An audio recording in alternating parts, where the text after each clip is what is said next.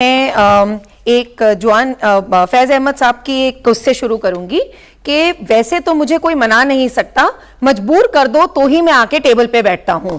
यही है, मतलब टेबल पे नहीं था, मैंने उसको अपने उसमें बोल दिया। यही है बेसिकली अमेरिका और ईरान दोनों की हालत कि युद्ध के 40 दिन ने इतना मजबूर होकर दिखा दिया था कि दोनों को ही समझ नहीं आ रहा था कि अब आगे क्या करना है। अब आती है बात कि अमेरिका की, देखिए ये जो अमेरिका का जो स्टैंस है इस समय, अब जेडी वांस आए हैं। जेडी वांस हैड ऑलवेज बीन एंटी युद्ध, वो शुरू से ही कह रहे थे कि युद्ध करने की जरूरत नहीं है। तो ये जो स्थिति इस समय बन के आ रही है, जो प्री कंडीशंस अमेरिका की तरफ से और जो ईरान की तरफ से हैं, आप ईरान की प्री कंडीशंस की बात कर रहे हो, अमेरिका की तरफ से भी प्री कंडीशन थी कि स्ट्रेट ऑफ हॉर्मुज को खोल देना चाहिए, लेकिन उसके लिए ईरान ने क्या कह दिया कि भैया हमने तो अफरा तफरी में ये माइंस बिछाई थी, अब हमें तो इनकी माइंस की लोकेशन ही नहीं पता। जैसे बच्चा है ना, खेल रहा है कि इधर उधर बिछा दिया, तो उसने तो अपने आप को बिल्कुल सेव कर दिया है कि मैं तो भैया तुम्हारी प्री कंडीशन मानने वाला नहीं हूं, क्योंकि मुझे उन माइंस का इस समय लोकेशन ही नहीं पता कहां कहां है, तो मैं ऑल एन मास तो माइंस स्वीपर लगाऊंगा नहीं। दूसरी बात आती है कि ईरान ने जो अपनी तरफ से प्री कंडीशन रख दी हैं, वो देखिए प्री कंडीशन एक तो है फ्रोजन असेट की, कि मेरे फ्रोजन असेट रिलीज किए जाएं।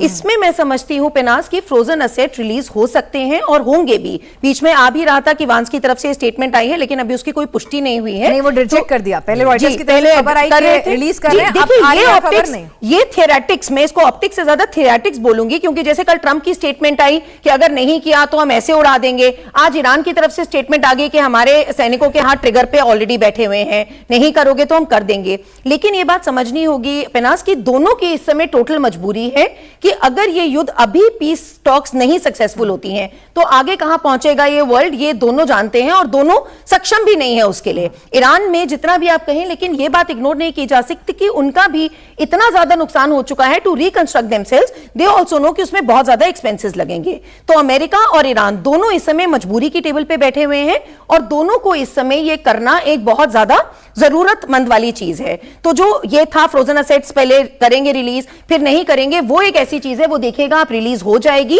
और टॉक्स शुरू होंगी, क्योंकि वो भी जानते हैं कि जो हिजबुल्लाह वाला जो प्री कंडीशन है वो सबसे टफ है, क्योंकि अभी भी थोड़ी देर पहले भी खबरें आई हैं कि इजराइल अभी भी हिजबुल्लाह के ऊपर अपने हमले जारी रख रहा है। तो वो भी जानते हैं कि कुछ तुम मानो कुछ मैं मानूं वाली नेगोशिएशन इस समय चल रही है, कभी शहबाज शरीफ से ये मिल रहे हैं, कभी वो मिल रहे हैं, टाइम ऑफ मीटिंग भी तय नहीं हुआ।